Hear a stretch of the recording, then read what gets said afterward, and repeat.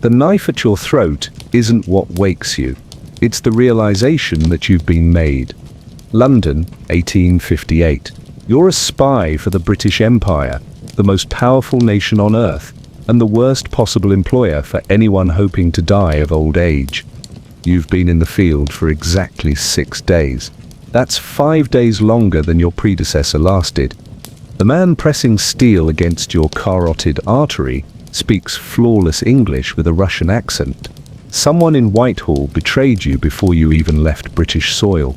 This is standard operating procedure for Her Majesty's Secret Service, where the average life expectancy of field agents falls somewhere between brief and theoretical. Before we sentence you to death by imperial ambition, take a moment to like and subscribe. Comment below which historical hellscape you'd like to not survive in next. Perhaps the Black Death? The Mongol invasions? Let us know what time it is in your corner of the world, a small comfort as we explore the magnificent ways people died for Queen and country. The Thames flows outside like an open sewer because that's exactly what it is. The smell assaulting your nostrils isn't in your imagination. It's the great stink of 1858, when the river became so foul that Parliament hung lime-soaked curtains over the windows to mask the stench of their own political metaphor. You won't survive the day. Not because of time travel paradoxes, but because Victorian London is actively trying to kill everyone within its borders. The poor die of disease, the wealthy die of medicine, and spies die of everything, everywhere, all at once. In an era when a paper cut meant probable amputation and drinking water was indistinguishable from cholera broth, choosing to become a spy was like volunteering for an early funeral with extra steps. Welcome to the service of Her Majesty. Your death will be painful, pointless, and promptly forgotten. Let's begin your education in imperial espionage. Consider it your obituary in advance. 1. Spying for the Empire meant dying for it. You stand on London Bridge, watching the Thames ooze beneath you, like an infected wound. A gentleman never spits, but if you did, it would improve the river's water quality. Your handler calls this the last briefing. He doesn't specify it's the last because you'll likely be dead within a month. The British Empire stretches across 1/4 of the globe, a pink rash on the world map that refuses to clear up. Queen Victoria rules over 400 million subjects from the comfort of her heavily guarded palace. You're about to become one of her least appreciated employees, with a job description that essentially reads, "Die mysteriously in a foreign land so we don't have to pay your pension." They'll send you to exotic locations you've only read about in adventure novels, places like Afghanistan, Persia, and the northwest frontier. Of course, you'll experience these wonders primarily from inside prison cells, interrogation rooms, or shallow graves dug by locals tired of your questions about troop movements. The Great Game, the charming euphemism for Britain and Russia's murderous competition for Central Asia, has been grinding along for decades. Diplomats in London call them spheres of influence. You'll come to know them as places to bleed out alone while locals rifle through your pockets. You weren't born into espionage. No one is. The aristocrats who devise these missions would never dirty their soft hands with actual fieldwork. You're here because you're expendable. Perhaps you have debts. Perhaps you've committed a crime the Crown is willing to overlook in exchange for your service. Perhaps you're simply naive enough to believe the recruitment poster that promised adventure abroad. They neglected to mention that the adventure package includes dysentery, torture, and execution. Your pay is triple your current salary, an impressive sum that might actually reach your bank account if you survive, which is statistically unlikely. The Empire pays well for its secrets. The dead can't cash checks. Your handler hands you a leather portfolio containing your cover identity. You're now a textile merchant with a peculiar interest in mountain passes and troop movements. The company exists. Your position within it doesn't. Your paperwork will withstand moderate scrutiny, a phrase that ranks among history's most meaningless assurances. Slightly above the check is in the mail. and this won't hurt a bit. The statistics should terrify you. Of the 43 British agents sent into Central Asia between 1839 and 1861, only 11 returned alive. That's a 74% mortality rate. Better odds than Russian roulette, but not by much. But surely you're different. You speak the languages, you're clever under pressure. You'll be the exception. That's precisely what agents #12 through #43 thought before their heads adorned city gates across Central Asia. Victorian espionage is brutally primitive. No radio, no photography, no quick extraction if things go wrong. A message from London to India takes 6 weeks by sea. By the time your handlers read your desperate plea for help, you'll have been decorating a pike at the city gates for over a month. The telegraph is revolutionizing communication in places where it exists. You'll be operating primarily in regions where the most advanced technology is the curved sword that will eventually separate your head from your shoulders. Your spy kit represents the pinnacle of 1858 espionage technology. Invisible ink made from urine, a map sewn into your jacket lining that will immediately be found during your first search, and a coin with a hollow compartment that might fool a child on a particularly dim day. Your mission papers contain no mention of your actual employer. If captured, the British government will deny any knowledge of your activities. Lord Palmerston, the current Prime Minister, summed up British foreign policy with refreshing honesty. We have no eternal allies, and we have no perpetual enemies. Our interests are eternal and perpetual. You are not an interest. You are a tool. Tools break. Tools are replaced. Your first assignment is Afghanistan, a land of breathtaking mountain vistas, and people who've spent generations perfecting the art of killing foreigners. The Hindu Kush Mountains offer spectacular views, particularly when you're being pushed off them. The northwest frontier is where empires go to die. Alexander the Great lost men there. The Mughols never fully controlled it. Britain's first attempt at invading Afghanistan in 1842 resulted in 16,000 dead.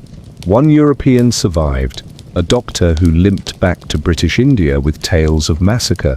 They're sending you to the same region with a fake business card and a nervous smile. Your handler explains the political situation as if it's a simple misunderstanding rather than a deadly quagmire. The Emir of Afghanistan is playing Britain against Russia, accepting money from both while pledging loyalty to neither. Your job is to determine his true intentions. It's a straightforward assignment that has already killed 3 of your predecessors this year alone. If captured by Russians, you might be transported to Moscow for formal interrogation. This constitutes the optimistic scenario in your briefing. At least the Russians maintain certain standards of prisoner treatment, pausing torture during Orthodox holidays. The intelligence apparatus you serve is as dysfunctional as it is dangerous. The War Office, the Admiralty, the India Office, and the Foreign Office all run separate spy networks, often working at cross purposes. Last year, an agent from the War Office shot what he believed was a Russian spy in Tashkent. It was, in fact, an agent from the Foreign Office. Both received commendations posthumously. Your journey begins at a nondescript building near the docks. This isn't the imposing headquarters you imagined, just a weathered door with peeling paint and a clerk who hands you your final instructions without making eye contact. The empire that rules a quarter of humanity conducts its most sensitive business from what appears to be an abandoned fish shop.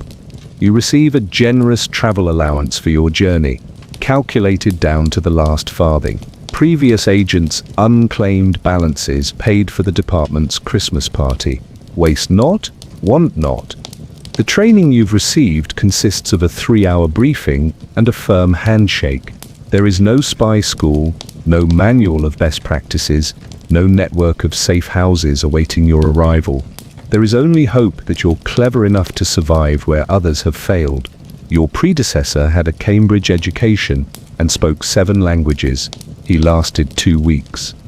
As you board your ship bound for Bombay, your handler offers a final piece of advice. Trust no one. This is less a tactic, and more a grim acknowledgement that you're utterly alone from this moment forward.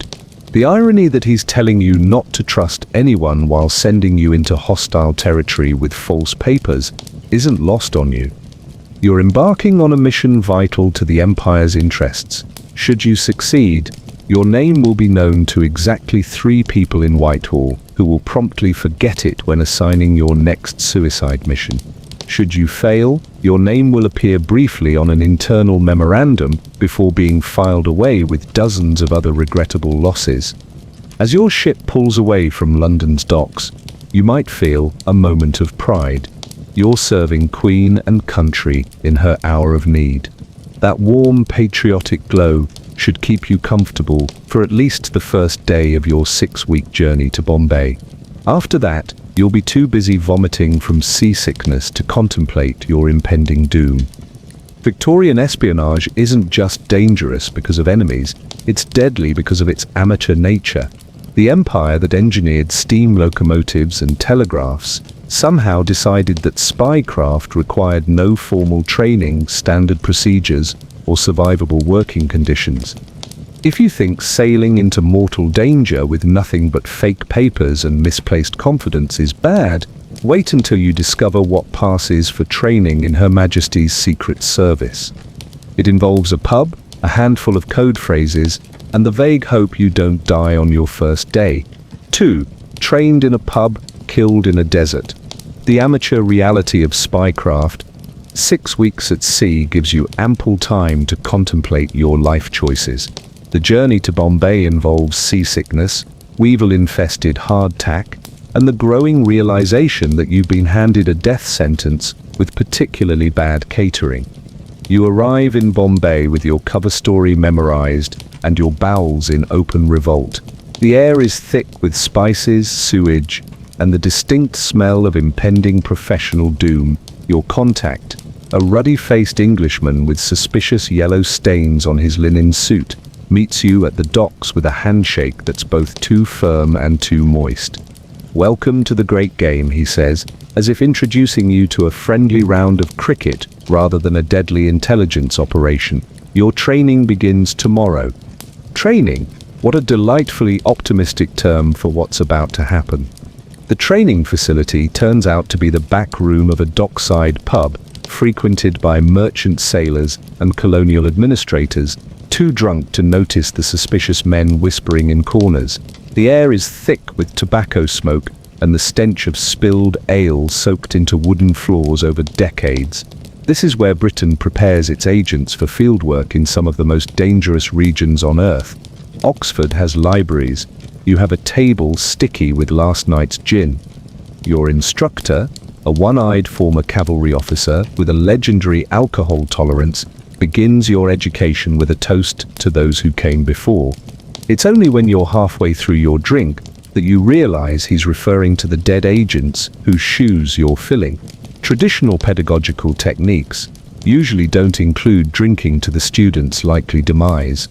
The curriculum consists primarily of memorizing outdated maps, learning basic phrases in languages your instructor doesn't actually speak, and absorbing vague warnings about the Russian method of interrogation, described in terms that make your stomach churn.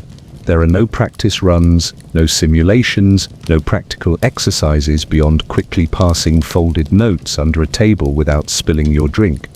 The empire that built the world's most powerful navy and laid railways across continents has devoted approximately the same level of resources to espionage training as it would to organizing a parish bake sale. During a rare moment of clarity, your instructor outlines the qualifications that led to your selection. You're literate, you have no important family connections who would make inconvenient inquiries after your disappearance, and you happen to be available when they needed someone. The British Empire, it seems, selects its spies with roughly the same criteria used for recruiting chimney sweeps. You ask about established networks in your operational area. Your instructor laughs so hard, he begins coughing up something alarmingly dark. Networks? You're the network, my boy, though there might be another chap in Kabul, probably dead by now. The training manual, a slim volume that could easily be mistaken for a pocket Bible, contains information so outdated that it refers to rulers who've been dead for a decade. The section on evading capture appears to have been copied verbatim from a hunting guide, with deer hastily replaced by tribesmen in several passages. You're taught 3 different ciphers, each more breakable than the last. The most secure involves replacing each letter with another letter exactly 1 position away in the alphabet. A child could crack it, and frequently the children of village chiefs do, leading to the swift execution of Her Majesty's representatives. By the end of your 2nd day, you've mastered the art of looking like you belong somewhere you absolutely don't. The proper way to bribe officials, offer half what you think it's worth, then triple it when they threaten to arrest you. And how to identify Russian agents. They're the ones who look slightly less terrified than you. Your instructor seems genuinely surprised when you ask about extraction plans. Extraction? My dear boy, the Crown's resources are finite. If things go sideways, make your way to the nearest consulate, assuming it's not already overrun, and assuming they choose to acknowledge you. The weaponry training consists of being shown a derringer small enough to hide in your boot, and having exactly 2 practice shots with it. Your first shot misses the target entirely. Your second grazes its edge. Good enough, your instructor declares. You won't live long enough to get a third anyway. The disguise kit you're issued contains a false beard that smells faintly of the previous owner, skin dye that turns you an unconvincing shade of orange rather than any natural human color, and local clothing that would immediately identify you as a foreigner to anyone who's actually from the region. You look less like a native and more like someone attending a particularly offensive costume party. Meanwhile, in Moscow, Russian intelligence officers are completing their 3rd year of formal training, including language immersion, cultural education, and combat preparation. Their disguises are crafted by theatrical professionals. Their weapons are cutting edge. Their networks have been established for generations. You're going up against them with a fake beard and a prayer. At night, you're housed in a room above the pub where your daily lessons in how to die for the Empire take place. The walls are thin enough that you can hear sailors negotiating with prostitutes in the next room. One of them sounds suspiciously like your instructor. Your final exam consists of successfully purchasing mangoes in the local market without revealing your nationality. You return triumphant, only to have your instructor point out that you're holding the fruit like an Englishman. You failed a test that involved holding fruit correctly. The Empire remains undefeated on the battlefield, but is apparently being compromised by improper produce handling techniques. Nevertheless, you're declared as ready as you'll ever be, which is less a vote of confidence and more an acknowledgement that further training would be a waste of resources better spent on your inevitable replacement. The journey to your operational area makes the sea voyage from London seem like a luxury cruise. You travel by a combination of overcrowded trains, decrepit carriages, and eventually on horseback through terrain so inhospitable that even the insects seem resentful of your presence. Your cover story, that you're a textile merchant seeking new markets, is undermined by the fact that you know precisely nothing about textiles. When a genuine merchant engages you in conversation about thread counts, you sweat profusely and excuse yourself to vomit from travel sickness. Your instructor's advice to read a book about it proved less helpful than anticipated, when the only relevant text available was written in 1803 and described manufacturing processes long since abandoned. As you approach the Afghan border, you meet your local guide, a man with more scars than fingers, and an unsettling habit of checking behind boulders for ambushes every half mile. He speaks 8 languages fluently and can identify a man's tribal affiliation from 300 yards based solely on his gait. His payment from the Crown is roughly 1/10 of what you'll receive if you survive, which you almost certainly won't. Your guide explains local customs with the weariness of someone who has watched too many Englishmen die from their own stupidity. Looking a tribal elder in the eye is disrespectful. Not looking a warrior in the eye is cowardly. The difference between the two is often a matter of subtle clothing, details that your training completely ignored. The first night across the border, you camp in a ravine that your guide casually mentions was the site of a massacre of British troops during the First Afghan War. He says this while serving you tea, as if remarking on a particularly pretty sunset. Many ghosts here, he adds, before falling asleep instantly while you stare sleeplessly into the darkness. You're now in the field. Your training, all 3 days of it, is complete.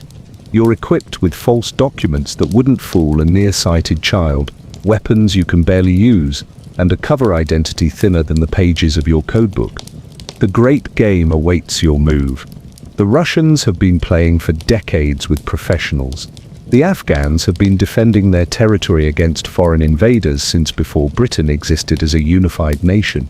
And you're here with a fake beard and merchandise samples you can't properly explain. This is Victorian espionage, sending amateurs to do a professional's job, then acting surprised when they end up decorating the city gates. And if you think your preparation was inadequate, wait until you discover the living hell that awaits you in what the geographers back in London so neatly labelled the Great Game. 3. The Great Game was the worst game.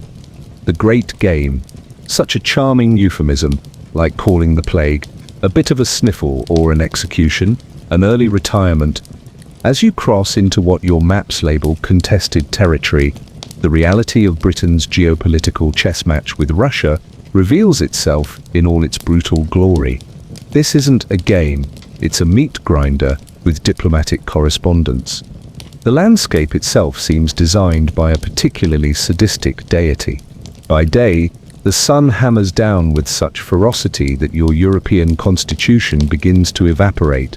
By night, temperatures plummet so rapidly that your sweat-soaked clothing freezes against your skin.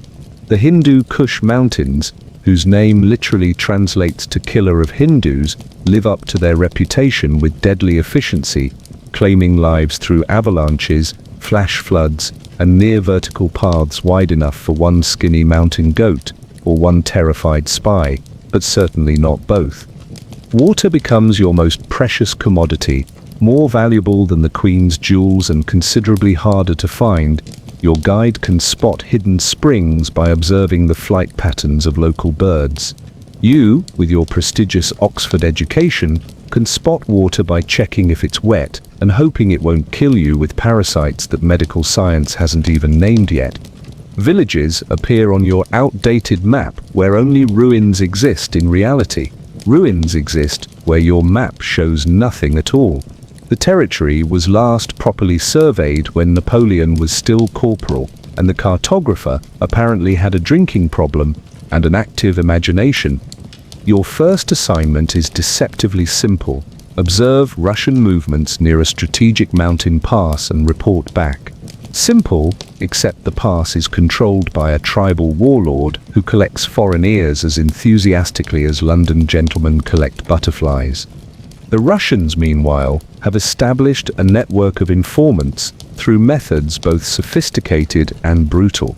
They pay better than the British, stay longer than the British, and most importantly, they understand that in this region, loyalty isn't purchased once, but rented by the day.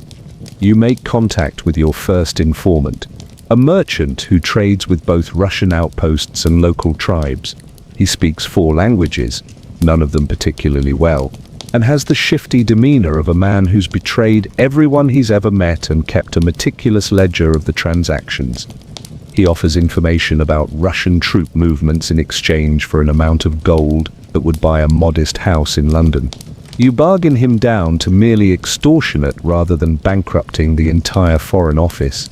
As he pockets the sovereigns, his smile suggests you've just paid premium rates for yesterday's newspaper. That night, you dutifully encode his information using the cipher you were taught. The process takes 3 hours because the encryption system requires you to rewrite each letter while simultaneously transposing it through a memorized grid. Your message, once completed, would take a talented codebreaker approximately 7 minutes to decipher. Russian codebreakers are more than talented. They wrote the textbook your instructor learned from. Your report needs to reach Bombay, where it will be transmitted to London via telegram. The dispatch rider, a local man with an expression that suggests he's already calculating which Russian official will pay most handsomely for your message, departs at dawn. If all goes perfectly, your intelligence will reach London in just under 2 months, by which time the information will be as current as news of the Spanish Armada. 3 days later, you observe actual Russian troops through a spyglass that's seen better days, specifically days before it was dropped, stepped on, repaired with twine, and sold to British intelligence at 10 times its value. The Russians look suspiciously well-fed, well-equipped, and competent. Their uniforms are appropriate for the climate. Their local guides don't look like they're mentally calculating the best place to abandon their employers. Everything about them screams professional, while everything about you whimpers amateur. You follow the Russians from a distance that your guide assures you is safe, but feels alarmingly close when their Cossack outriders patrol the ridgelines above your position. One night, you camp in a cave that keeps you hidden, but also introduces you to indigenous arachnids that see your sleeping form as an exciting new frontier in spider colonization. The intelligence you gather is genuinely valuable. The Russians are constructing a permanent outpost just 30 miles from the Afghan emir's summer palace, a clear violation of treaties and a direct threat to British interests. This information needs to reach London immediately. Immediately, in Victorian intelligence terms, means that if you dispatch a rider today and he isn't robbed, killed, or simply decides to sell your message to the highest bidder, the information might reach someone with authority in approximately 7 to 8 weeks. The Russians will have completed their outpost, thrown a housewarming party, and established 3 more forward bases in that time. You decide this intelligence is critical enough to risk using the nearest telegraph station, which lies in a small trading town 2 days' journey away. Your guide's expression when you announce this plan suggests you've proposed swimming across a crocodile-infested river while wearing a necklace of raw meat. The town is a dusty collection of mud brick buildings surrounding a well that smells strongly of deceased animals. The telegraph office operates from what appears to be a former stable. The operator, a half-blind man with trembling hands who learned Morse code through a correspondence course he didn't quite complete, assures you he can send your message to Bombay. You encode your report using the most secure cipher in your repertoire, which is to say, a cipher the Russians broke during the Crimean War a decade ago. The telegram costs more than a month's salary for a London bank clerk. As you watch the operator's shaking fingers tap out your message, you notice he's adding extra dots and dashes seemingly at random. By pure coincidence, Alexander Burns had stood in almost the exact spot where you're now sweating through your disguise. Sir Alexander, a legendary figure in the Great Game, spoke fluent Persian and several local dialects, traveled extensively throughout the region, and published a celebrated account of his journeys.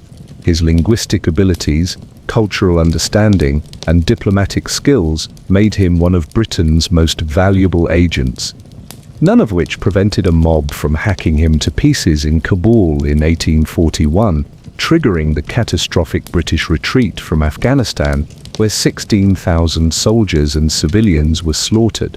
Being good at your job offers scant protection when the Great Game turns vicious. 3 days later, while observing a mountain pass from a carefully selected vantage point, you spot a disturbing development: a Russian officer conversing amicably with your informant. The same informant who sold you information at an extortionate price is now chatting with the opposition as if they're old-school chums, which they very well might be. The Great Game isn't like chess, with clear rules and transparent motives. It's more like a knife fight in a darkened room, where half the participants are secretly on the same side. The knives are occasionally made of paper, and the room might actually be on fire. You attempt to recruit another informant. This time, a local Gothard who regularly crosses Russian-controlled territory. He listens to your proposal with the careful attention of someone mentally calculating how long it will take various interested parties to reach him after you leave. His asking price is modest compared to your previous informant, which either means he's honest or he's planning to sell you worthless information. It turns out to be the latter. His intelligence about Russian movements could have been gleaned from public gossip in any bazaar. You've just paid a month's wages for information that was essentially free. As weeks pass, you establish a precarious routine. By day, you gather what intelligence you can through observation, bribery, and occasionally eavesdropping on conversations in markets and tea houses. By night, you encode reports that may or may not ever reach their intended recipients. You sleep lightly, with your meager weapons close at hand, and dream of London fog that suddenly transforms into Cossack riders bearing down on you. The physical toll is immense. You contract dysentery so severe that for 3 days your guide seriously discusses the logistics of transporting your corpse back to British territory. You recover, barely, only to develop a fever that leaves you delirious and babbling in English. A potentially fatal mistake in a region where your nationality marks you as a target. You lose 20 pounds from your already lean frame. Your skin burns, peels, and burns again until it resembles aged leather. Your feet develop blisters upon blisters from endless marching through terrain that seems specifically designed to destroy European footwear. The psychological strain is worse. Every stranger might be an informant, yours, the Russians, or working both sides against the middle. Every friendly overture could be a prelude to betrayal. Every night might be your last. You haven't heard from your handlers in weeks, and the growing suspicion that you've been abandoned gnaws at your resolve, like the rats that share your squalid accommodations. You witness things that will never appear in official reports. A suspected Russian agent dragged from his bed by local tribesmen who object to foreign spies of any nationality. A British courier found at the bottom of a ravine, diplomatic pouch missing, throat cut with professional precision. A village razed to the ground as punishment for cooperating with the wrong side, though no one seems quite clear which side that was. The great game has rules known only to its longest players. Breaking them, even unknowingly, carries penalties no Eton education could prepare you for. After 3 months in the field, you receive your first communication from Bombay, a terse message acknowledging receipt of 2 of your reports. You've sent 7, and instructing you to investigate rumors of Russian arms shipments to a specific tribal leader. The message is dated 6 weeks ago, and the tribal leader in question was assassinated 4 weeks ago, reportedly by Russian agents. You're fighting yesterday's battle with outdated information while your opponents have already moved on to tomorrow's conflicts. This isn't espionage, it's historical reenactment with lethal consequences. Then comes the moment every agent in the field dreads. Your cover is questioned. A local official, a man with cold eyes and a reputation for extracting confessions with creative use of carpentry tools, summons you to his quarters. He offers tea with exquisite politeness, while casually mentioning that a real textile merchant would know the difference between Kashmiri and Punjabi weaving techniques. You don't. You survive through a combination of quick thinking, the timely arrival of a messenger with more pressing concerns, and what your guide later describes as the luck of the truly doomed. The official allows you to leave with a warning that feels more like a promise of future unpleasantness. That night, you burn your codebook, destroy half your notes, and seriously contemplate desertion. The great game suddenly seems like a foolish enterprise engineered by men who will never set foot in this god-forsaken terrain.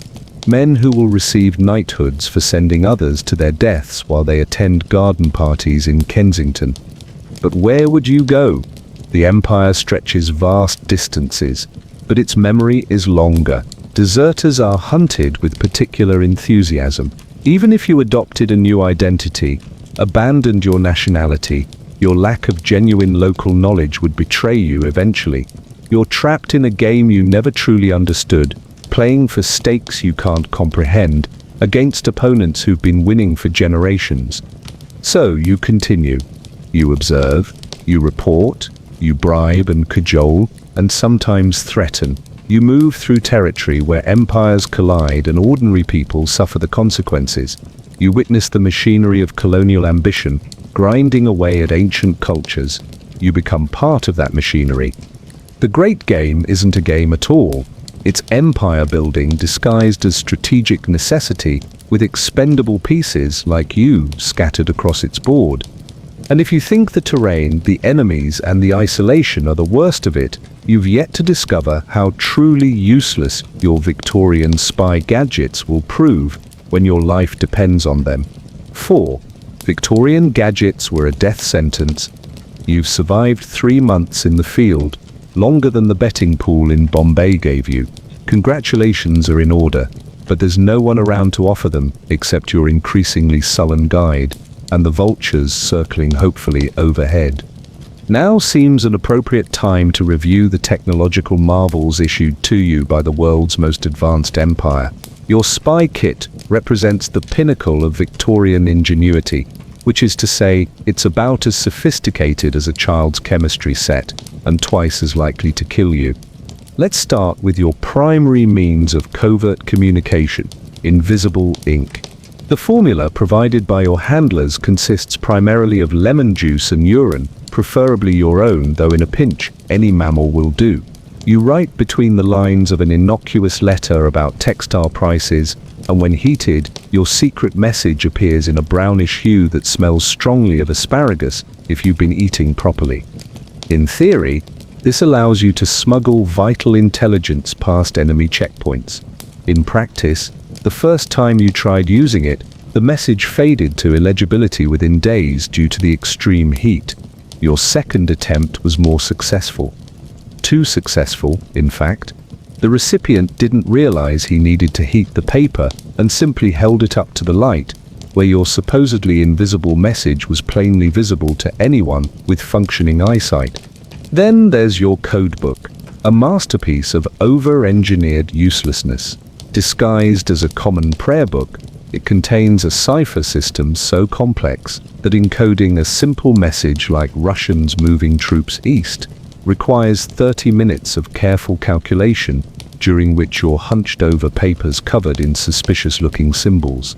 Decoding requires similar effort, assuming the message hasn't been garbled in transmission, which it almost invariably has. The Russians, meanwhile, use a straightforward alphanumeric substitution that their agents can process mentally without incriminating evidence. They laugh about British ciphers during vodka-soaked evenings. They've broken your code so thoroughly that they occasionally send fake messages using British ciphers just to sow confusion.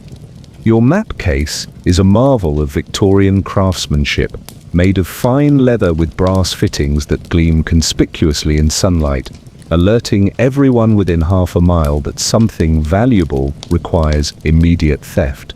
The maps themselves are works of fiction with occasional geographic features correctly placed, as if by accident. Rivers flow uphill. Mountain passes exist where solid rock faces stand. Entire settlements are missing or placed 50 miles from their actual locations. When you mentioned these discrepancies to your handler in Bombay, he shrugged and said, "Close enough for government work." The British Empire has conquered a quarter of the globe using maps that would embarrass a drunken pirate. The jewel of your espionage arsenal is undoubtedly the camera, a device roughly the size and weight of a small suitcase that requires you to mix volatile chemicals in precise proportions under battlefield conditions. The instruction manual helpfully warns that incorrect mixture may result in explosion, blindness, or both. The camera itself is about as inconspicuous as a brass band in a library. You attempted to photograph Russian fortifications exactly once. The process involved setting up a tripod in clear view, ducking under a black cloth that made you resemble a performing magician, and creating a series of loud bangs and puffs of smoke that drew the attention of every living creature within a mile.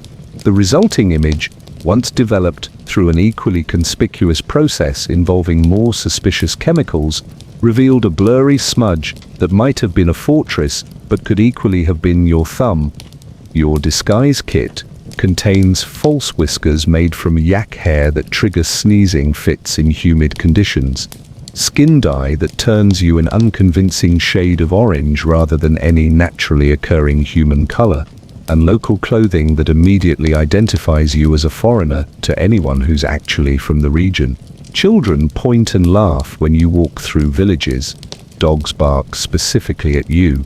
Your cover identity might as well include a large sign saying "Foreign Spy" in multiple languages. For self-defense, you were issued a Derringer pistol small enough to hide in your boot, assuming you're willing to walk with a perpetual limp. It fires 2 shots, neither with particular accuracy beyond arm's length, both loud enough to announce your hostile intentions to anyone in the vicinity who might have missed your orange skin and fake beard. Your field surgery kit contains instruments that would make a medieval torturer proud, along with a handbook of medical advice written before germ theory was widely accepted. The recommended treatment for potentially fatal dysentery is mercury and bloodletting. Your chances of survival actually increase if you lose the kit altogether. The crowning achievement of Victorian spy technology is undoubtedly the carrier pigeon, a creature so thoroughly unsuited to the harsh mountain environment that it was dead within days, leaving you with an awkward feathery corpse to explain to your increasingly suspicious hosts. Other agents' experiences prove you're not alone in equipment-induced peril. Consider Captain Eversley, who attempted to smuggle documents in a hollowed-out walking stick. The documents were discovered when he used the stick to fend off a pack of wild dogs, causing state secrets to flutter across the Afghan countryside like confetti. Or Lieutenant Barrington, whose concealed compass was revealed when its magnetism caused every metal object on his person to align mysteriously during a meeting with tribal leaders. They promptly declared him a sorcerer and were preparing a suitable execution when a timely earthquake provided distraction enough for his escape. Major Wilson's tale deserves special mention. His unbreakable cipher machine, a mechanical marvel of rotating discs and spring-loaded pins, jammed irreparably on its first use. Unable to send his critically important intelligence through approved channels, he entrusted it to a local courier who promptly sold it to the Russians, the Persians, and then back to another British agent, turning a tidy profit on information that had originated from British sources in the first place. Perhaps most tragic was Dr. Fleming's fate. His specially designed secret pockets, sewn into the lining of his jacket, was so well concealed that when he was found dead of heat stroke, the vital intelligence he carried remained hidden for 6 weeks, by which time the Russian troop movements he'd been reporting had resulted in the annexation of territory the size of Wales. Your own brush with gadget-induced mortality comes when your supply of special documentary preservation powder, ordinary salt with pretensions, is mistaken for poison by your host. Only your guide's quick thinking and willingness to consume a spoonful of the substance prevents your immediate execution. You develop a newfound respect for the man when he doesn't even flinch while eating what amounts to a tablespoon of pure sodium chloride. The comparison with your adversaries is particularly galling. Russian agents carry simple, effective tools designed for field conditions. Their messages are straightforward, their codes practical, their disguises crafted by people who've actually seen the individuals they're attempting to impersonate. Their weapons function reliably, their maps correspond with physical reality. Even the locals, with technologies unchanged for centuries, operate more effectively than you with your cutting-edge British equipment. Their network of runners can transmit messages faster than your official channels. Their traditional medicines actually treat the conditions they encounter. Their knowledge of terrain makes your maps look like a child's crayon drawings. In moments of clarity, usually after narrowly escaping death by equipment failure, you wonder if Britain's technological superiority might be somewhat overstated.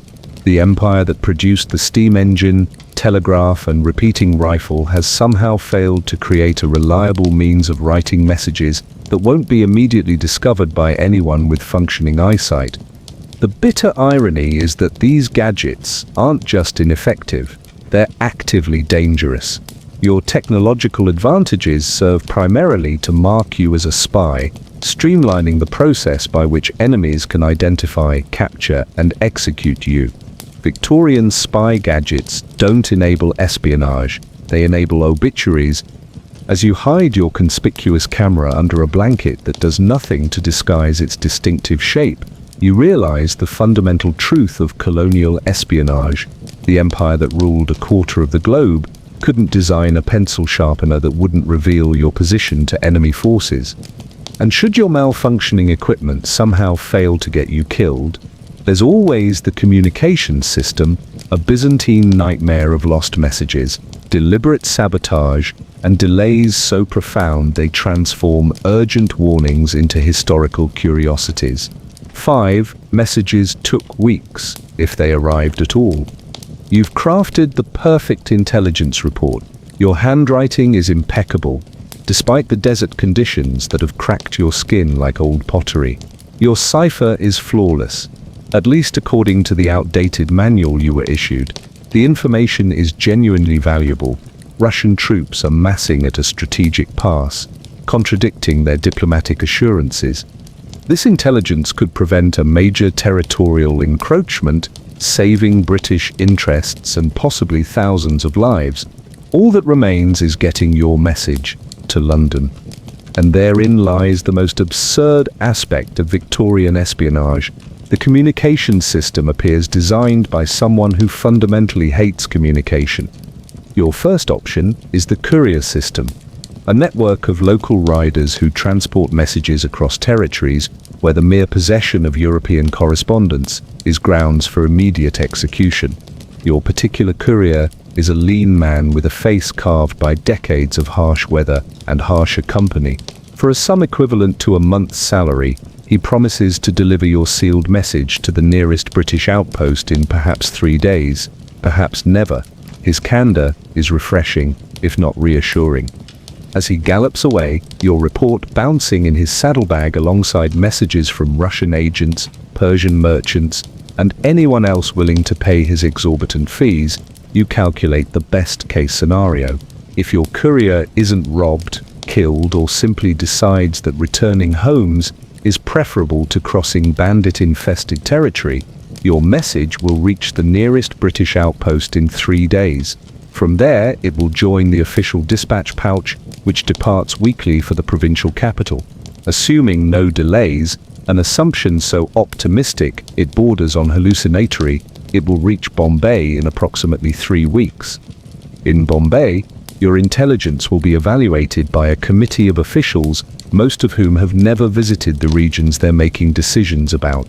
If deemed sufficiently important, your report will be summarized in a telegram to London, where it will arrive 6 weeks after the events you're describing. By then, the Russian troops you've warned about will have either invaded, retreated, or built permanent settlements and started families.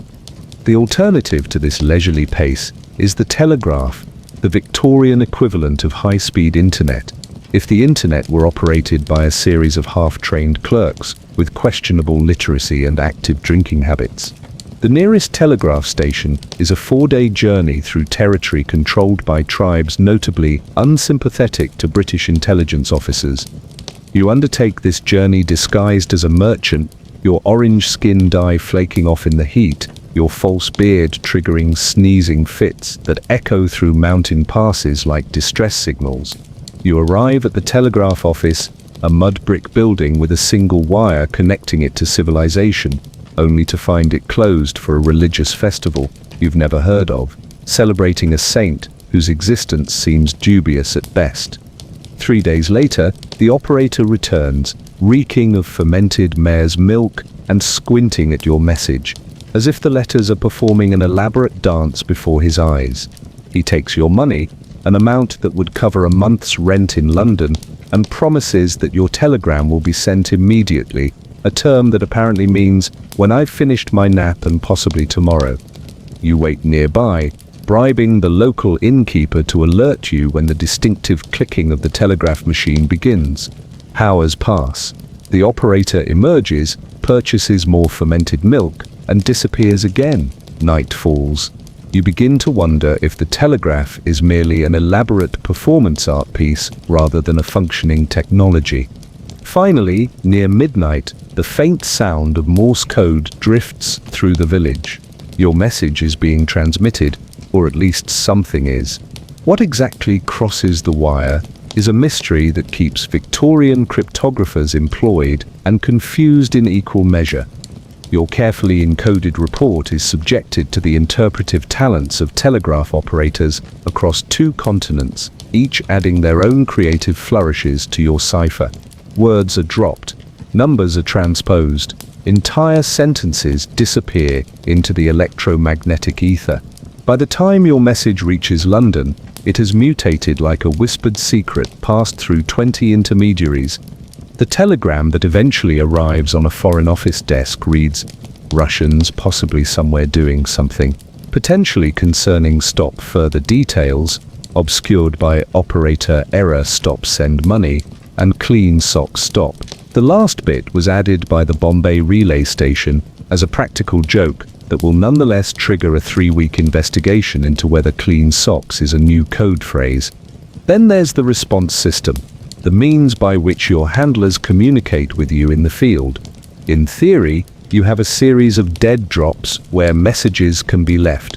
In practice, these locations are compromised within days of your arrival, becoming popular picnic spots for Russian intelligence officers who openly read your incoming mail while enjoying caviar sandwiches. Official communications intended for your eyes only pass through so many hands that they might as well be published in the Times. Your replacement cipher book, sent after you reported yours damaged by floodwater, is delivered to a local merchant with the same name as your cover identity, who promptly sells it to a Russian agent for twice its weight in silver. New orders arrive with spectacular irregularity. You go months without word from your superiors, leading you to wonder if the empire has forgotten your existence, or possibly fallen to revolution. Then suddenly 3 messages arrive simultaneously, each contradicting the others, each marked "Urgent" in red ink, each dated from different months of the previous year. One instructs you to remain in place and continue observation. Another orders immediate withdrawal to Bombay. The third informs you that your mission has been cancelled entirely and expresses surprise that you haven't already returned to London. All 3 are signed by different officials, none of whom you've ever heard of. The logical conclusion is that either the Empire's right hand has no idea what its left is doing, or someone is deliberately trying to confuse you. Both possibilities seem equally likely. The most reliable communications method proves to be rumors in local bazaars. When news travels with alarming efficiency, you learn of British policy changes from carpet merchants, Russian troop movements from spice traders, and your own imminent replacement from a knife seller who offers condolences on your upcoming retirement, a euphemism whose ominous implications aren't lost on you. The ultimate absurdity of Victorian communication becomes apparent when you receive an urgent message from London warning about a Russian agent operating in your area. The description matches your own appearance and cover identity perfectly. You've become your own quarry, hunting yourself across Central Asia based on intelligence that has looped back on itself like a snake eating its tail. Meanwhile, genuine emergencies go unreported or arrive too late to be actionable. Consider the fate of Captain Harrington, stationed near the Khyber Pass. He sent 17 increasingly desperate messages warning of an imminent tribal uprising. The first 16 disappeared into the bureaucratic void. The 17th arrived in London 2 months after his mutilated body was discovered by a trade caravan. Or Lieutenant Collins, whose reports of Russian fortifications being constructed along a vital trade route was systematically misfiled by a Foreign Office clerk, who found the region's name too difficult to spell. By the time his intelligence reached the appropriate department, the Russians had established facts on the ground that would take a minor war to dislodge. Most poignant was the case of Dr. Wilson, who discovered evidence of a plot to assassinate a British diplomatic mission. His urgent warning was delayed when the courier stopped for a 3-day wedding celebration, rerouted when a landslide closed the primary road, and finally delivered to the wrong embassy entirely. The British diplomats were massacred precisely as he'd predicted, while his warning gathered dust in the American consulate's mailroom. The human cost of these communication failures extends beyond the obvious casualties. Agents in the field make life or death decisions based on outdated or incorrect information. You yourself nearly blundered into a Russian military exercise because the territorial boundaries on your map were redrawn by treaty 6 months earlier. A fact London neglected to inform you about until you reported the border violation that wasn't. Even when communication functions as intended, the time lag renders much intelligence obsolete before it can be acted upon. Your warning about Russian troops massing at a strategic pass prompts a strongly worded diplomatic note, delivered 2 months later, by which time the Russians have either achieved their objectives or changed their plans entirely. Diplomacy conducted at the speed of sailing ships cannot effectively counter threats that move at the speed of galloping horses. The most grotesque failure of Victorian communication is the posthumous correspondence, orders, warnings, or information sent to agents already confirmed dead. The bureaucratic machine grinds on, addressing memoranda to corpses, as if proper paperwork might resurrect the fallen. Some agents' families continue receiving official communications years after their loved ones have vanished into unmarked graves, each envelope a fresh reopening of wounds barely healed. You're luckier than most. You're still alive to be frustrated by the Empire's communication dysfunction, but that luck may not hold, especially since your most recent intelligence is genuinely important and time-sensitive. You've uncovered evidence of Russian arms being supplied to tribes officially allied with Britain, a diplomatic betrayal that could destabilize the entire region. This information needs to reach London immediately, not 6 weeks from now, when the weapons will have already been used against British outposts. With no telegraph station within safe traveling distance and regular couriers too slow, you're forced to consider desperate measures. You hire 3 separate messengers to carry identical reports via different routes, hoping at least one will arrive. You spend money you don't have, bribing local officials to grant priority passage. You consider abandoning your post entirely to deliver the intelligence personally. In the end, all your efforts prove unnecessary. While you're frantically trying to communicate with London, London is making decisions based on information that reaches them through entirely different channels, often commercial, diplomatic, or military, rather than intelligence. Your carefully gathered secrets are rendered redundant by a casual comment from a tea merchant or an offhand observation in a consul's dinner report. The final insult comes 6 months later, when you receive a reprimand for failing to report the Russian arms shipments in a timely manner. The very intelligence you nearly died attempting to communicate. Attached is a request for additional details that might have been useful half a year ago, but are now as relevant as news of Napoleon's movements. This is the cruel reality of Victorian espionage. You risk your life gathering intelligence that will either never arrive too late, or be ignored entirely by the very people who sent you to collect it. Your reports vanish into bureaucratic black holes, while decisions affecting millions are made based on outdated information, prejudice, or simple convenience.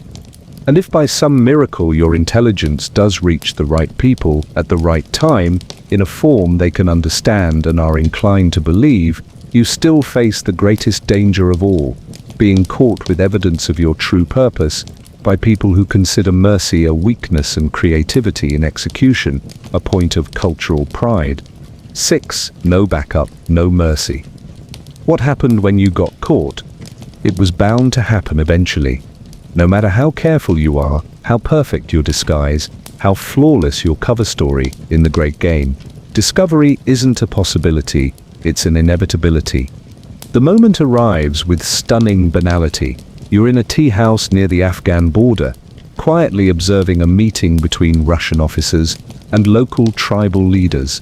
Your disguise is intact, your behavior unremarkable. You're just another dusty traveler sipping overbrewed tea while pretending to read an outdated newspaper. Then a shadow falls across your table. You look up to see a face you recognize from intelligence briefings, Colonel Mikhail Vronsky, head of Russian military intelligence for the region. Behind him stand two Cossack soldiers whose expressions suggest they consider smiling a form of weakness. "Mr. Thompson," Vronsky says pleasantly, using your cover name, or should I say, Lieutenant Barker of Her Majesty's Foreign Office. "Your tea is getting cold." With those simple words, your career as a spy effectively ends. What follows is what every field agent dreads: capture, interrogation, and a fate determined by people who view mercy as a quaint Western indulgence. Victorian governments had no protocol for captured spies, no prisoner exchanges, no diplomatic interventions, no dramatic rescue operations. The empire that ruled a quarter of the globe couldn't or wouldn't protect the very people it sent into danger. The official policy was simple: deny everything, you don't exist, you never existed. Your capture is regrettable, but entirely your own problem. The Russians, at least, observe certain formalities. You're not immediately executed, but transported to a military outpost where you're confined in what appears to be a repurposed root cellar.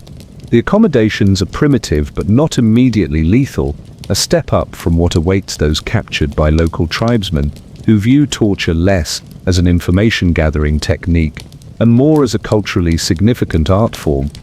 The interrogation follows a pattern established centuries before psychological warfare became a science.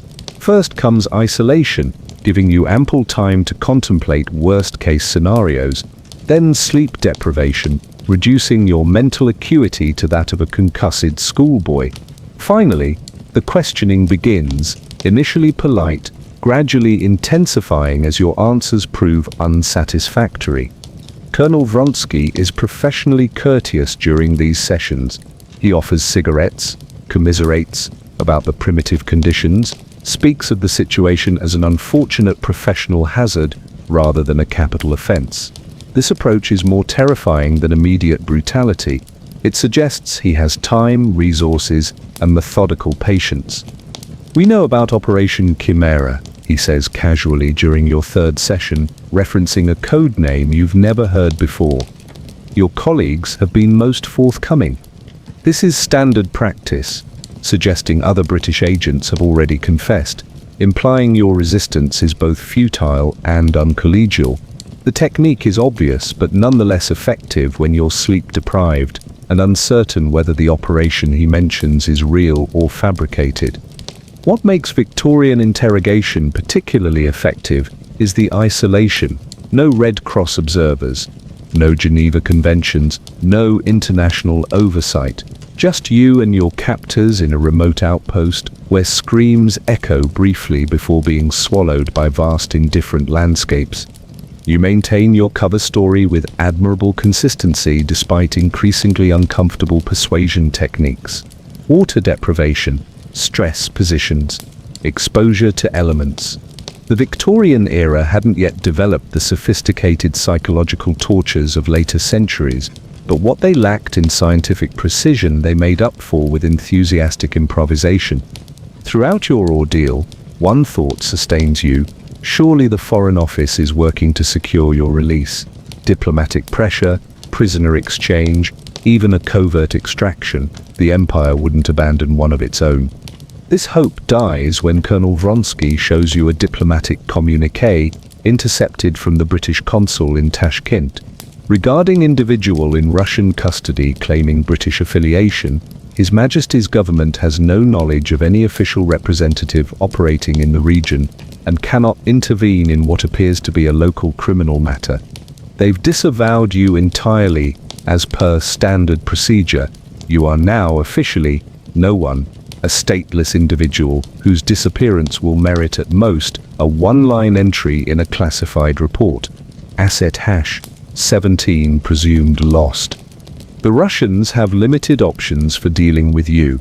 Execution would be diplomatically awkward, despite Britain's denial of your existence.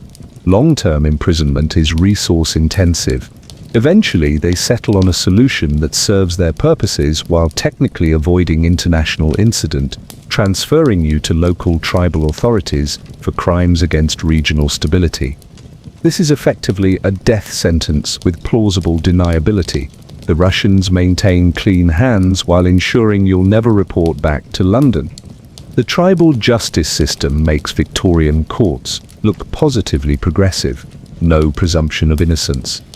No right to counsel. No formal charges beyond being a foreign agent.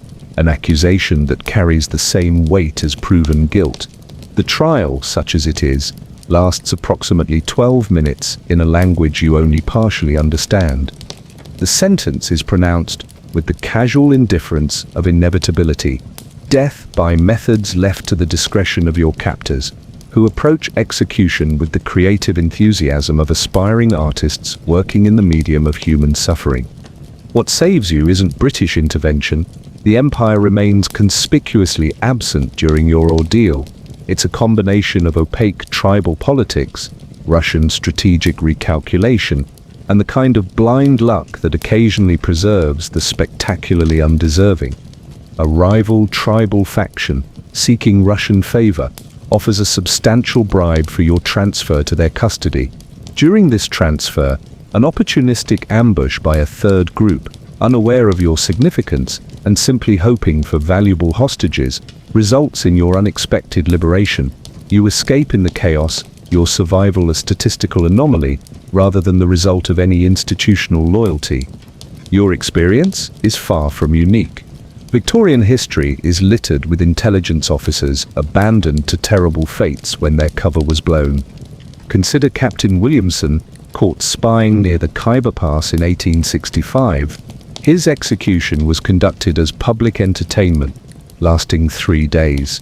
British authorities in nearby Peshawar, informed of his capture, reclassified him as resigned from service rather than risk diplomatic complications by acknowledging his role.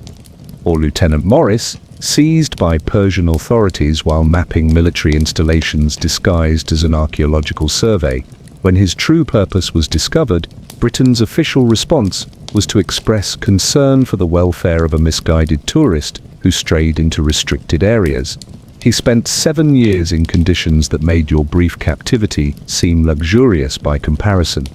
Most notorious was the case of Dr. Elizabeth Blackwell, no relation to the American physician, one of the few female operatives in the field during this period. Captured by Russian forces near Samarkand, she was officially listed as missing while pursuing private scholarly interests.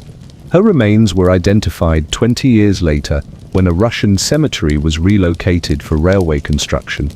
Even those fortunate enough to be acknowledged received minimal assistance.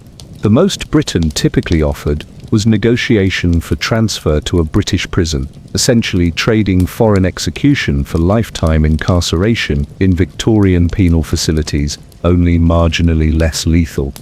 The Empire's abandonment of its intelligence officers wasn't mere callousness, it was policy. Maintaining plausible deniability was deemed more valuable than the lives of individual agents.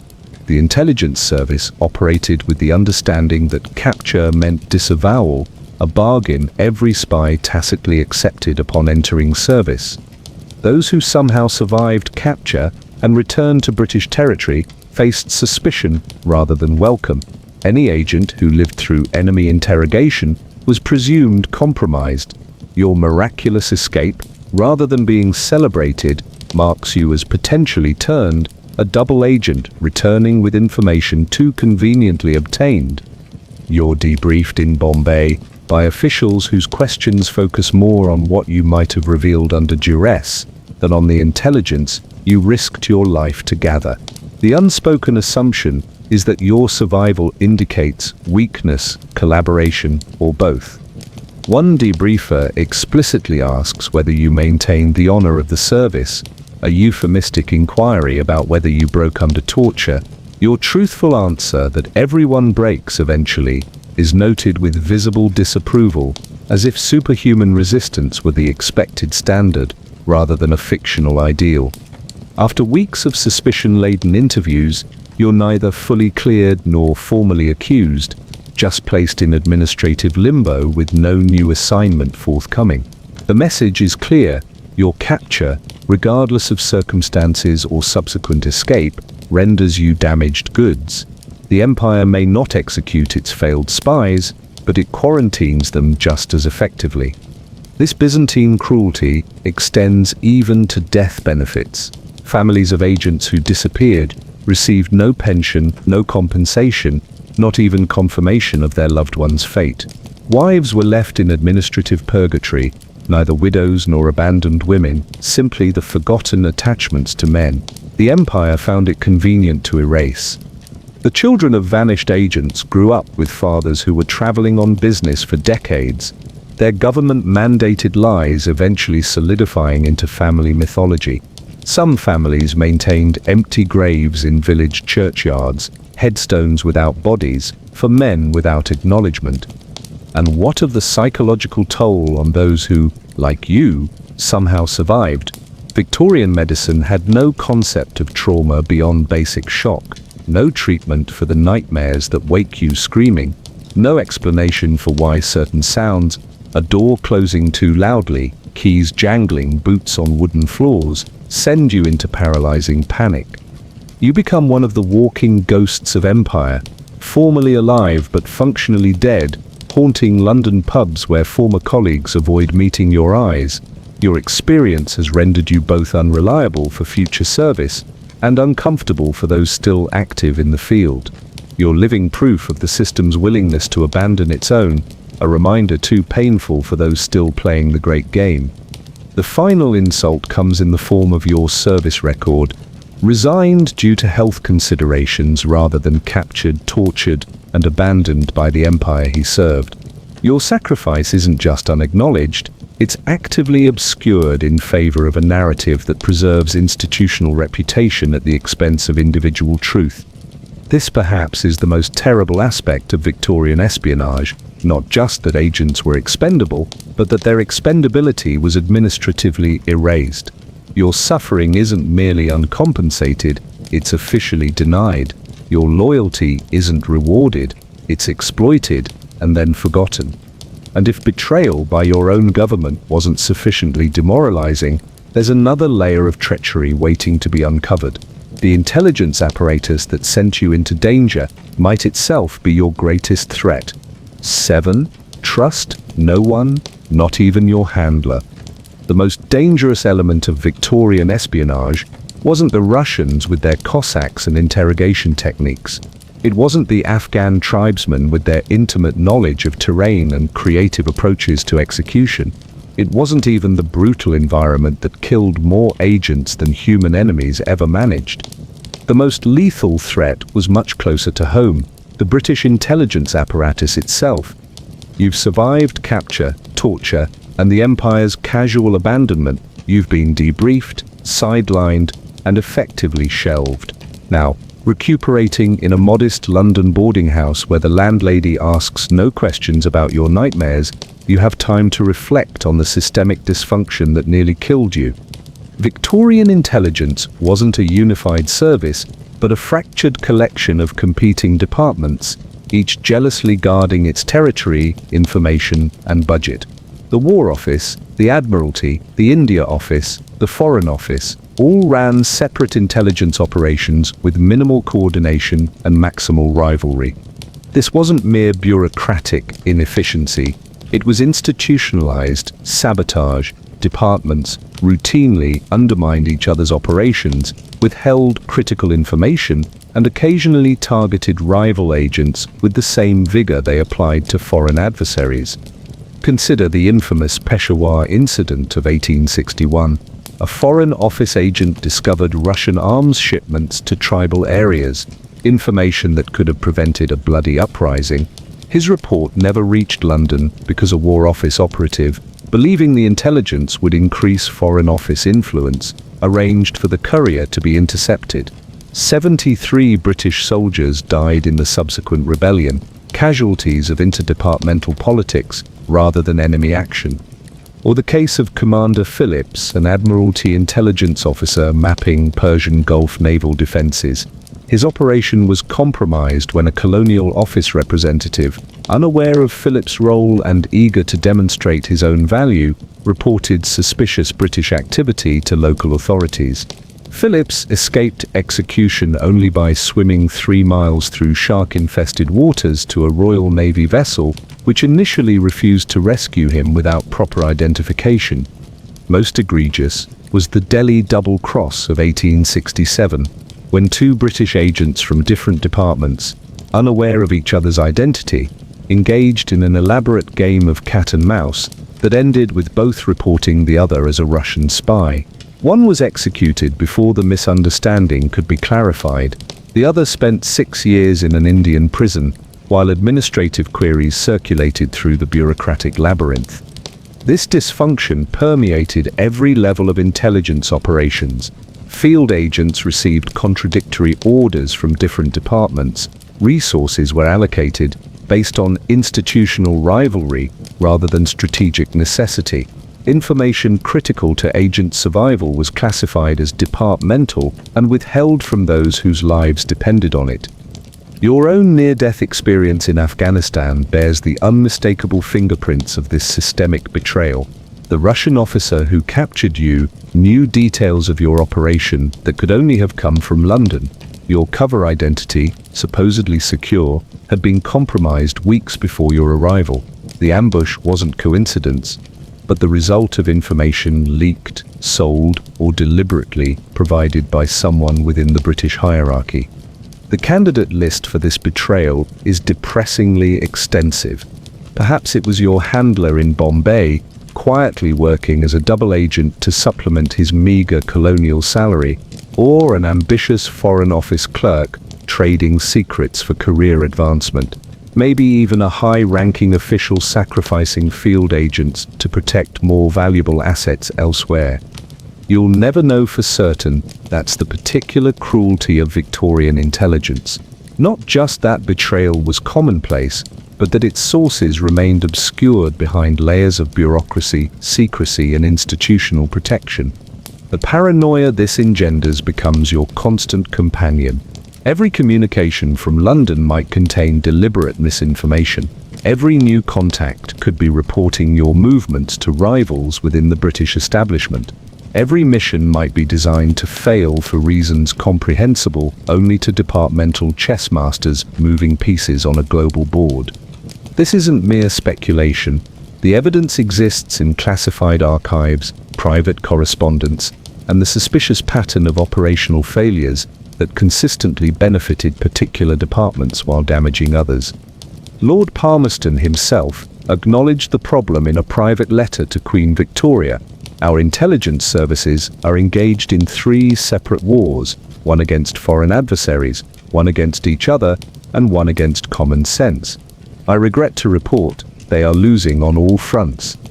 The organizational chart of Victorian intelligence resembled nothing so much as a dysfunctional family tree with inbred departments, wasteful duplication, and hereditary feuds.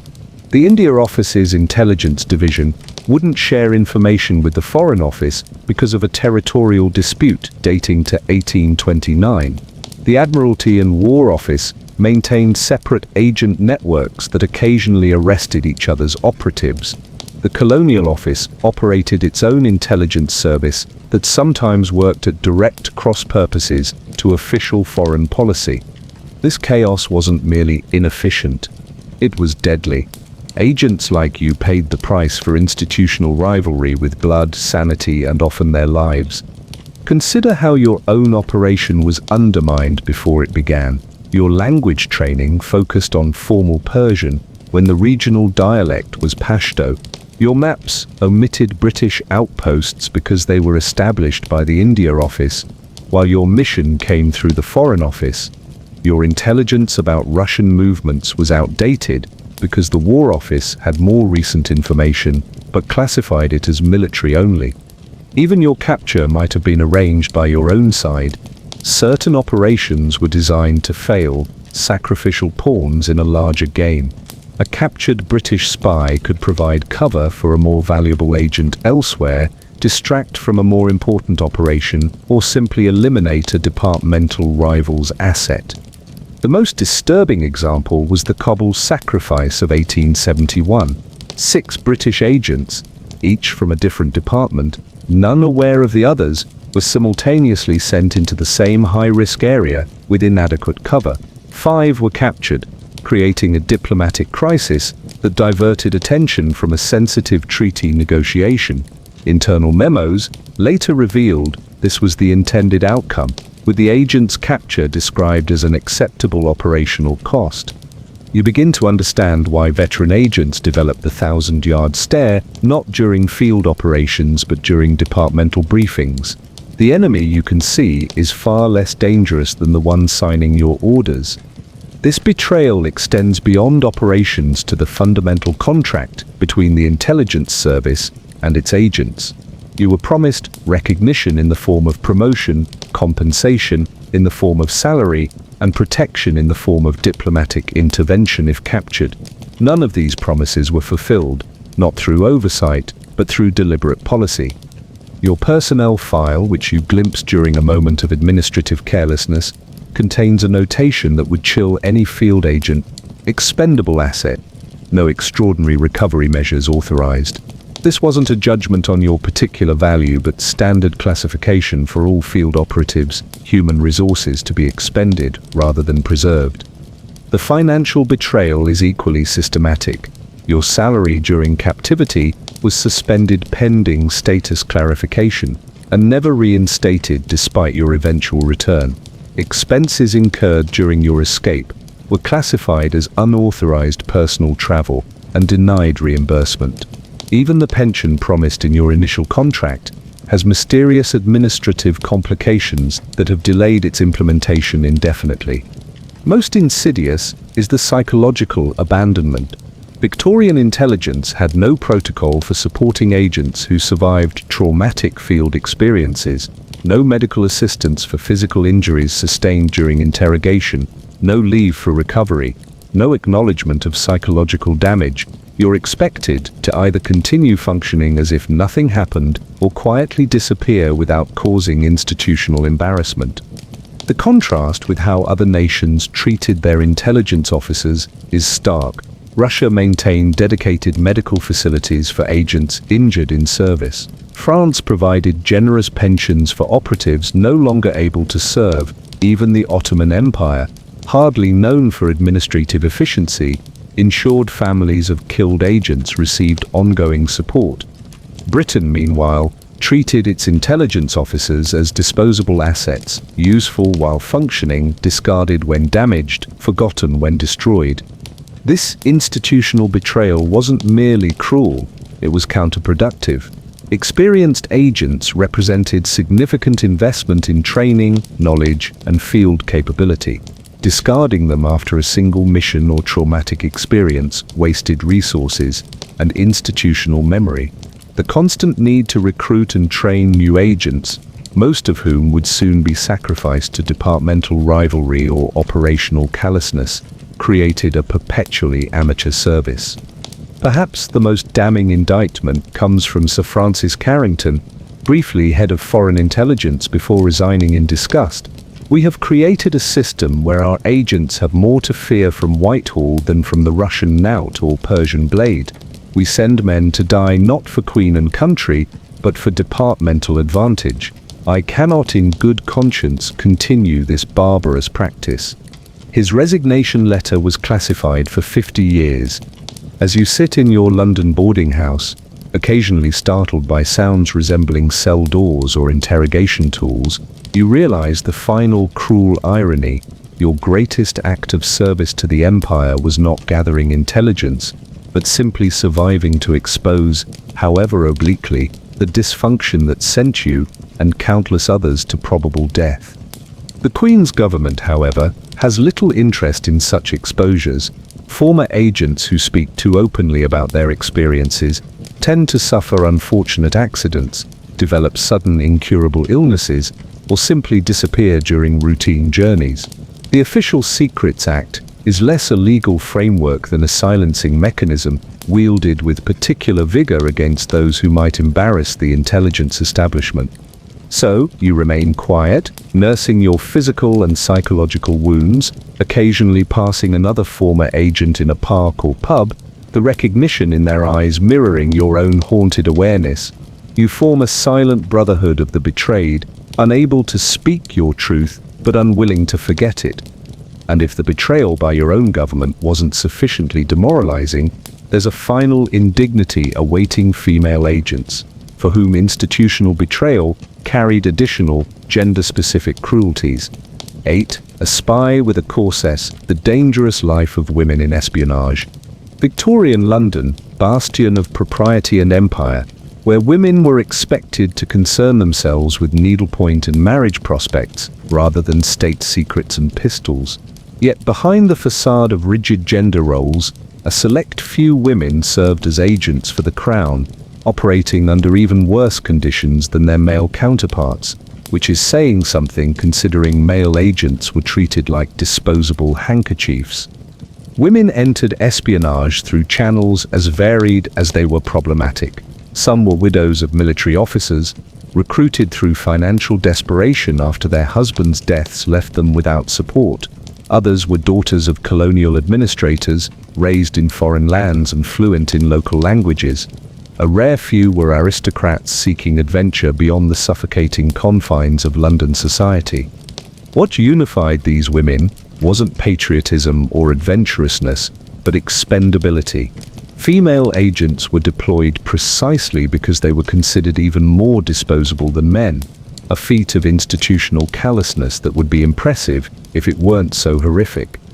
The official reasoning for recruiting women had a certain twisted logic. Women could access spaces, men couldn't. Domestic settings, harems, social gatherings exclusive to females. They raised less suspicion when lingering in markets or traveling as companions to merchants. Their correspondence drew less official scrutiny.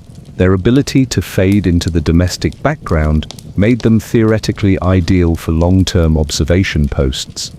What went unspoken was the additional leverage they provided. Female agents could exploit romantic or sexual connections for intelligence purposes. The empire that publicly venerated female virtue had no qualms about weaponizing it when convenient. Your colleague, Miss Elizabeth Thornhill, demonstrates this brutal contradiction.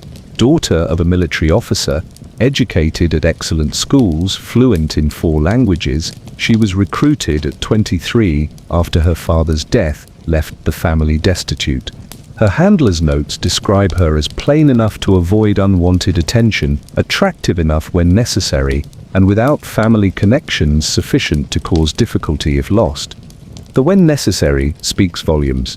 Female agents were expected to use romantic entanglement as an intelligence tool while maintaining sufficient moral appearance to avoid scandal.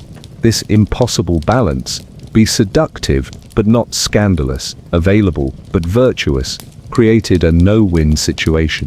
Success meant being dismissed as morally compromised. Failure meant being abandoned in hostile territory. Elizabeth's first assignment sent her to Constantinople as companion to an ambassador's wife, a cover that provided diplomatic access without diplomatic protection. Her actual mission involved gathering intelligence on Ottoman military preparedness through relationships with well-placed officials. When she succeeded in cultivating such relationships, her handler's correspondence shifted from professional to prurient, demanding detailed accounts of exactly how the information was obtained. When she maintained professional distance in her reports, he questioned her commitment. Perhaps Miss Thornhill lacks the dedication required for certain aspects of imperial service. The implication was clear. Her body was considered an operational asset, and her reluctance to deploy it fully was viewed as insubordination. This sexual exploitation wasn't merely implied but often explicitly directed. Female agents' instructions frequently included identifying susceptible officials and exploiting personal weaknesses. Success in such missions brought temporary approval, followed by permanent moral taint. failure brought accusations of insufficient commitment to the cause. The physical dangers for women in the field exceeded even those faced by male agents. In territories where unveiled women were immediately conspicuous, maintaining cover required extraordinary measures. Female agents in conservative regions operated under restrictions that made effective intelligence work nearly impossible, unable to travel unaccompanied, speak with male informants alone, or access significant sites without raising alarm.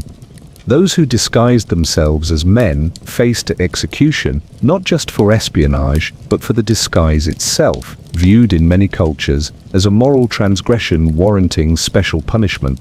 Miss Catherine Wheelwright, operating in Persia under male disguise, was discovered not through operational errors, but when illness forced her to seek medical attention. Her execution was public, prolonged, and explicitly designed to address both her espionage and her unnatural assumption of male privilege. Even when operating under legitimate female cover identities, women faced gender-specific dangers. Miss Ann Barnett, posing as a missionary's sister in Afghanistan, was abducted not for her intelligence activities, but as a potential addition to a local leader's household. Her capture wasn't political but personal. Her perceived value lay not in what she knew, but in her status as a European woman. The Empire's response to such gender-specific threats was characteristically careless. Standard instructions to female agents included a sobering directive absent from male agents' briefings. In the event of imminent capture by hostile forces, self-termination is authorized and encouraged. The small pillbox issued to women contained a stronger poison than that given to men, designed to work more quickly, allowing less time for intervention or rescue. This wasn't compassion but pragmatism. A male agent might be ransomed or exchanged. A female agent, once captured, was considered irretrievably compromised, both operationally and, more damningly in Victorian eyes, morally. The equipment issued to female agents reflected similar disregard for their specific needs. The standard issue Derringer was too large to conceal in women's clothing, while the alternative, a delicate pearl-handled pistol with minimal stopping power, was more likely to enrage an attacker than incapacitate him. Disguise kits included no provisions for addressing feminine hygiene in field conditions. Medical supplies excluded remedies for female-specific ailments. Most telling was the communications protocol. Female agents' reports received lower priority classification than identical intelligence from male sources. Their observations were routinely questioned, requiring more corroboration than men's reports. Their analyses were frequently dismissed as intuitive rather than logical, repackaged under male authorship when they proved accurate. Elizabeth Thornhill's intelligence on Ottoman naval developments, initially dismissed as womanly misunderstanding of technical matters, was later presented to the Admiralty as the work of a male agent when its accuracy became undeniable. She received neither credit nor the promotion that would have accompanied such a significant intelligence coup had she been a man. The pay structure institutionalized this discrimination. Female agents received 2/3 the salary of male counterparts in identical roles, with the difference explained as accounting for reduced expenses appropriate to feminine economy. When Elizabeth questioned this discrepancy, pointing out that maintaining a proper female appearance in diplomatic circles actually increased her expenses, she was reminded that her continued employment was a privilege rather than a right. Advancement opportunities reflected similar bias. Male agents with successful missions could rise through the intelligence hierarchy. Women remained permanently field operatives, their institutional knowledge and experience never incorporated into strategic planning. No matter how many successful operations they completed, female agents were perpetually probationary, their competence treated as surprising rather than established. The psychological toll was perhaps the most insidious aspect of women's intelligence work. Female agents operated without the homosocial support networks available to men, While male operatives could seek camaraderie in clubs, pubs, and veterans associations, places where oblique references to service might be understood without breaching security, women had no equivalent spaces. Elizabeth's private correspondence reveals this isolation. I cannot speak of what I have seen even in general terms.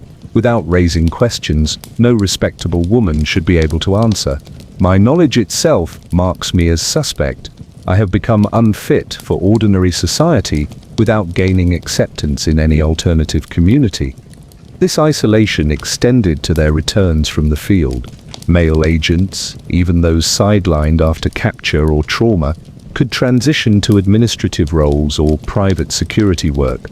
Women had no such options. Their service rendered them unsuitable for traditional female occupations, teaching, companionship, household management, while professional alternatives remained closed to their gender. Miss Thornhill, after 5 successful years gathering naval intelligence that directly informed British Mediterranean strategy, returned to London to find herself unemployable.